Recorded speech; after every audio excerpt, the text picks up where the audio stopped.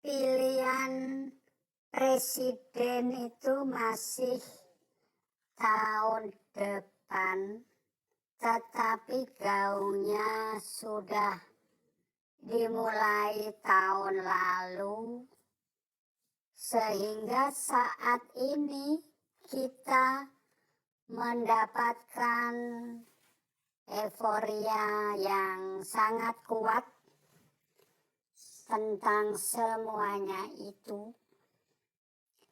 Dimulai tahun lalu ketika Surya Paloh dengan Partai Nasdem atau Nasionalis Demokratnya mengumumkan bakal calon presidennya adalah Anies Baswedan. Tentu kita sudah merasakan cukup lama waktu bergulir sampai akhirnya pada tanggal 21 April 2023 Megawati Soekarno Putri dengan Partai Demokrasi Indonesia Perjuangannya mengumumkan bakal calon presiden adalah Ganjar Pranowo. Bakal calon presiden PDIP ini langsung disambut oleh Partai Persatuan Pembangunan dengan mendukung pencalonan oleh Partai Demokrasi Indonesia Perjuangan itu, sehingga mereka seperti koalisi sendiri antara PDIP dengan P3.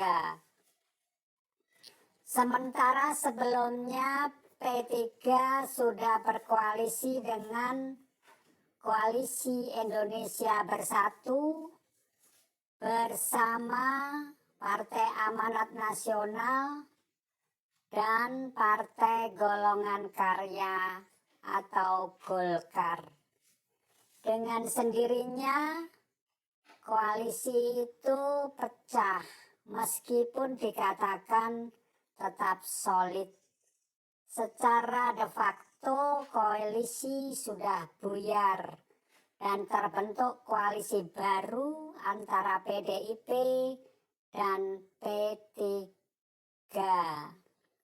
Sementara koalisi Indonesia Raya juga goyang dengan sendirinya pada saat pengukuhan atau ada rencana koalisi besar antara Koalisi Indonesia Raya dengan Koalisi Indonesia Bersatu, di mana Koalisi Indonesia Raya ada Gerindra dan PKB yang mau berkoalisi dengan Koalisi Indonesia Bersatu. Dengan sendirinya rencana itu berantakan oleh karena pencalonan Ganjar Pranowo yang didukung P3 itu sebagai anggota Koalisi Indonesia Bersatu. Sementara Gerindra mempunyai calon sendiri, yaitu Prabowo Subianto yang sudah digadang sedari dulu sebagai bakal calon presiden.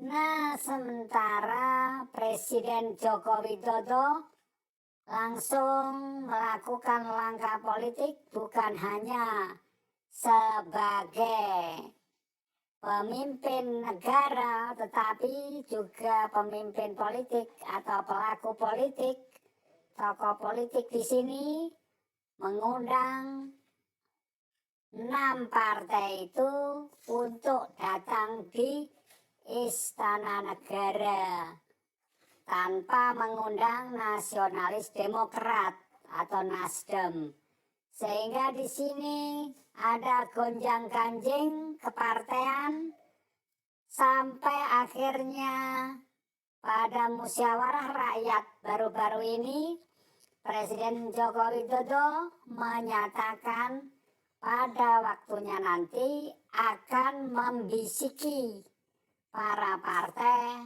untuk menentukan calon presiden yang di-endorse oleh Presiden Jokowi itu. Ini tentu merupakan sebuah peristiwa politik yang langka dan membuat peta perpolitikan negara kita ini menjadi betul hangat dan menuju panas. Karena berbagai komentar berseberangan antara parpol pendukung Anies Baswedan, parpol pendukung Ganjar Pranowo, parpol pendukung Prabowo Subianto. Semuanya mempunyai pendapat yang tentu berbeda. Dan ada yang mengaku sebagai golongan netral, yang 0% juga mengkritiki semuanya itu dari segi etika politik, etika kenegaraan, etika berbangsa, dan sebagainya. Namun kita tahu semuanya mempunyai dasar pemikiran sendiri-sendiri. Sehingga ya kita sebagai rakyat cukup mencermati semuanya sementara ini.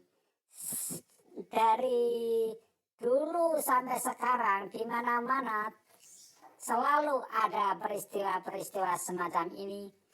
Dan kita tentu tidak bisa sekedar dikendalikan oleh para pendapat elit politik itu.